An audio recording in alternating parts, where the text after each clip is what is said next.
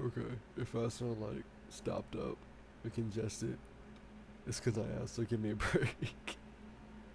I'm trying my best here. The thought of mining an asteroid seems elementary at surface value, but the further you look into it, the more you realize this could be revolutionary. Think about it. Splitting open a big rock that's been floating in our cosmos for probably billions of years now, what can we uncover from it? Could we unearth a new element?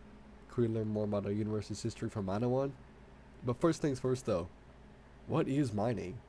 The very essence of mining is pretty simple. You take a rock, more professionally known as an ore, and you find a way to get the minerals out of it. Mining can be done in a few different ways. You can do it with a pickaxe, burn through the sediments, blow it up, or use a band hammer if that deems itself viable to you. I'm being dangerous. Mining can be a super profitable business if done correctly. Some minerals rather super rare, super useful, which gives them some sort of value. Some places that have higher concentration of certain minerals due to varying geographical differences, which can give some countries the upper hand before they even know they have it.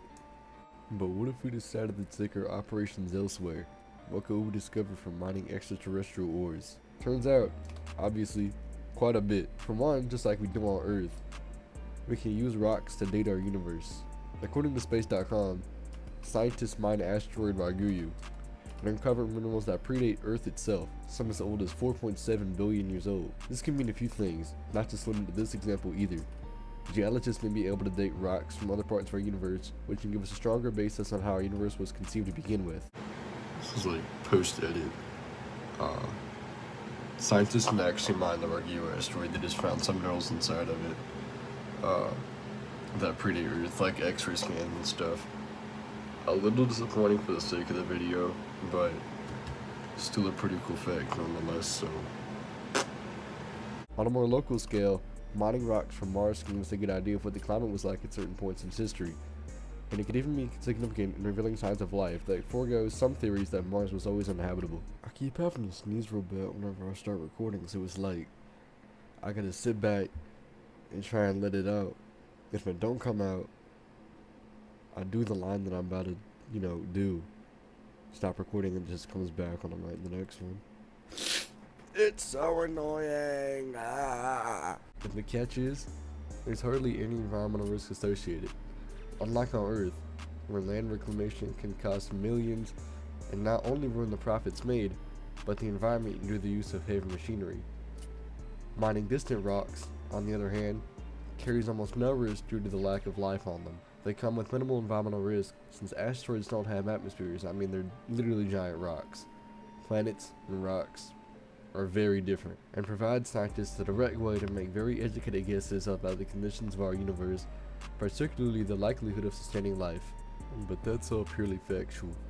The numbers provide a more shocking figure. In 2021, Forbes wrote about their Psyche mission, coordinated by NASA to mine asteroid Psyche-16, and believed to have iron, nickel, and cobalt deposits that all exceed Earth's. All play a key role in manufacturing the products of today's society.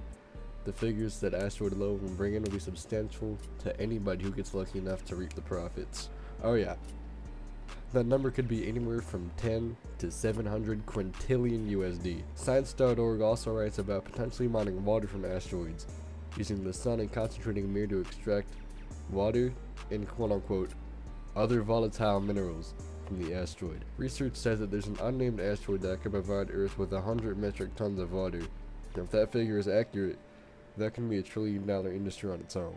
An overabundance of a good thing, however, can lead to its own demise. Professor Denny Mendoza D'Agostino of the University of Arizona's Lunar and Planetary Laboratory argues that aluminum didn't lose its value when it became more widely available.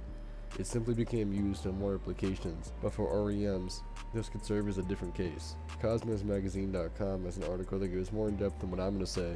Link in the description if you want to read it. REMs are needed to manufacture everyday items, such as the phone or computer you're probably watching this video on right now. So if companies can get big deposits of these minerals without having to bust their butts looking for them, of course they're going to lose value, because these things are required to mass produce items that you use every day. It's a great idea on the surface, we must not overlook the fact that the economy is at risk. A lot of industries we have on Earth today are based on the composition of elements found naturally on Earth, so suddenly backloading the industry with a bunch of product would lower the existing value of the elements themselves. given the quantity is enough to considerably sustain production of many different products. It's a double-edged sword. Much more environmentally friendly with the risk of potentially causing mass deflation of markets that rely on critical elements. But what do you think? Let me know in the comment section. Till later. Deuces.